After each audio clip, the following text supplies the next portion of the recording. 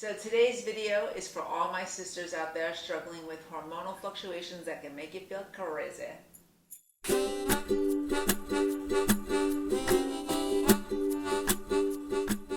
Hey everybody, and welcome to Motivational Monday, where you can learn how simple shifts in your habits can lead to profound results in the way that you feel and in the way that you look. So if you're a female and you are watching this, then no doubt you know what I'm talking about when there's a certain time of the month that you just feel whacked out of your mind. So you're like, why am I upset? Why am I crying? The next day you get your cycle and you're like, aha, it makes so much sense. But what happens over time is that you head into peri-menopause, then you head into menopause, and that feeling happens randomly with no relief. You could just get your period, the next day start sobbing, be upset, be irritable, be angry. And it's those hormonal fluctuations that make us feel like we're losing our minds. But fear not, today's video is about how to get a handle on all of that so that you can start getting a hold of your emotions and feel better and more consistent with your feelings throughout the month. So the common denominator between PMS, perimenopause, and menopause is this loss of estrogen. So estrogen is low in the 2 weeks before your cycle, and it starts to drop off during menopause, and then it completely kind of diminishes during menopause. And what happens then is that with this loss of estrogen, what also becomes depleted is serotonin. And serotonin is that feel-good neurotransmitter that allows you to feel calm and happy. So if you think about how you might feel when you're premenstrual, or if you're perimenopausal or menopausal, then you'll know what this feels like. You're feeling irritable, you're feeling sad, angry, anxious, and you're not quite sure why. It's because that loss of estrogen makes you lose serotonin as well. And it's that loss of serotonin that leads to all these disruptive and uncomfortable feelings. But there's a lot that you can do with your diet and with your lifestyle to help mitigate that, so you can stabilize your estrogen levels and your serotonin levels, and you can go through the month with a little bit more ease and a little bit more grace. So the first thing you want to do to stabilize your mood and stabilize your estrogen levels is you want to really look at your diet. So if you've watched my videos, you know that I always start with diet because that is the most important place to begin. Any food, any supplement that you might take, or any medication that you might take is simply a band-aid on a symptom unless you address the core issue, which is your diet. You eat 3 times a day, so 3 times a day you have an opportunity to feed yourself in a way that's going to lead to your well-being, or you can eat in a way that's going to make you feel lousy, and the choice is really in your hands. So what you want to do with regards to your diet is you want to cut out all the junk food. Get rid of sugar. Sugar really disrupts serotonin levels. It gives you these highs and then these lows, so that when you're feeling premenopausal, or if you're feeling premenstrual and you're feeling already irritable and angry and you're crashing, you don't want to make that worse by having sugar, which spikes your serotonin and makes it crash again. So you really want to clean out the junk food, the processed food, as best you can. And what you want to have instead is lots of whole foods. So lots of vegetables, some lean protein, whole grains, beans, some fruit. Like really bring in foods as they exist in nature.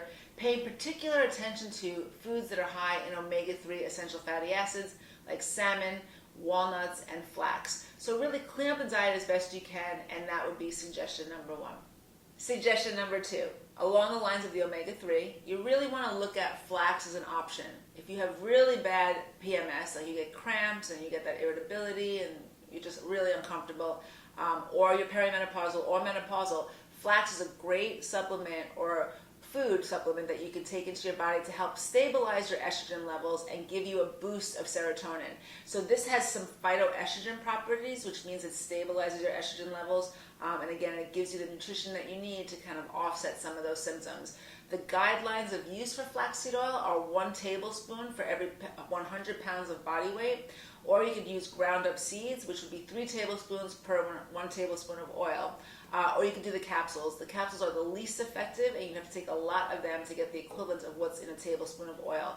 If you want more information on flax, I do have a video in the archives about it, and you can check that out at your leisure. Suggestion number 3, exercise. Studies show over and over again that regular, consistent exercise is way better at managing mood, helping relieve anxiety and depression, much better than medication when it's done consistently and long term. So really get yourself into an exercise routine, whether it's taking a walk every day or going for a run or hitting the gym.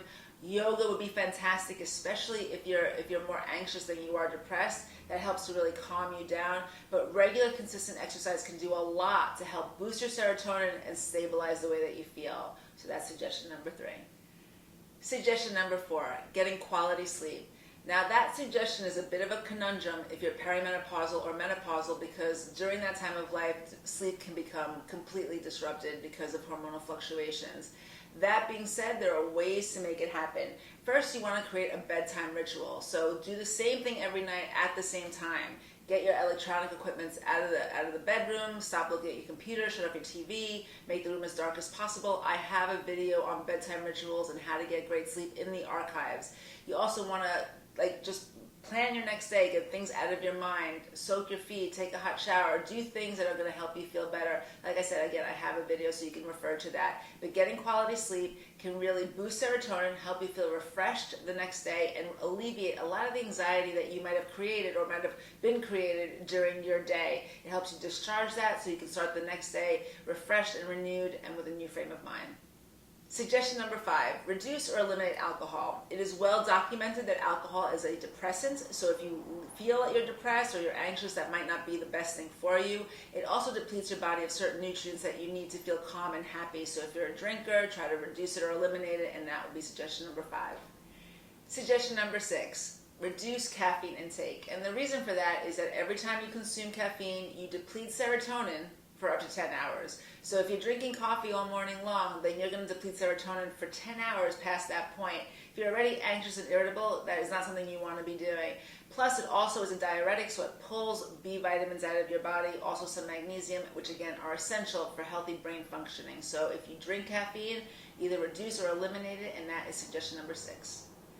So once you've gone through all the lifestyle factors, everything I just said, you've changed your diet, you started exercising, you're sleeping well, you're not drinking alcohol, you're not drinking caffeine, when all that's in place, if you're still not feeling great or as well as you'd like to feel, then you want to start talking to your doctor or your qualified healthcare practitioner about the use of certain supplements that might help you.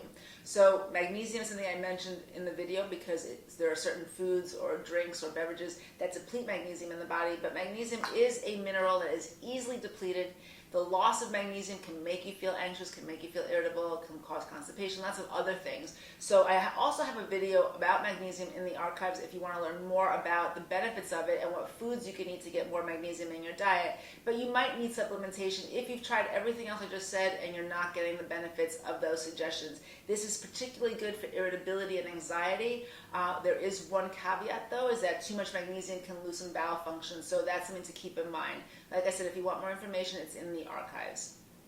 And then finally, suggestion number 8 is looking to take maybe a B vitamin. Again, this would be very beneficial if you do drink a lot of caffeine or you drink a lot of alcohol, because both of those beverages will pull B vitamins out of your body and make you urinate them out.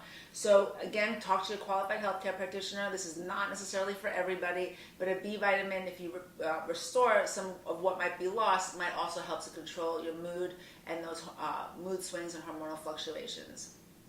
So as a woman, I can completely relate that PMS is totally uncomfortable, and I can totally understand how being premenopausal or menopausal can be very disruptive to your life. All those feelings of insecurity kind of come up, anxiety comes up, but there are ways to control it. Definitely go through all the steps I mentioned in the video, but I would also suggest another thing.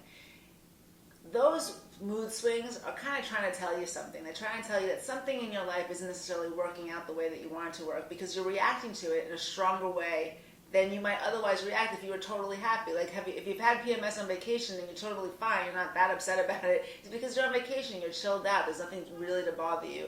So another practice that I would get in the habit of doing is journaling, or writing down things that upset you and why they upset you, or perhaps writing down intentions that you hold for the next day of how you plan to live your day in order to maximize your happiness and well-being for that day.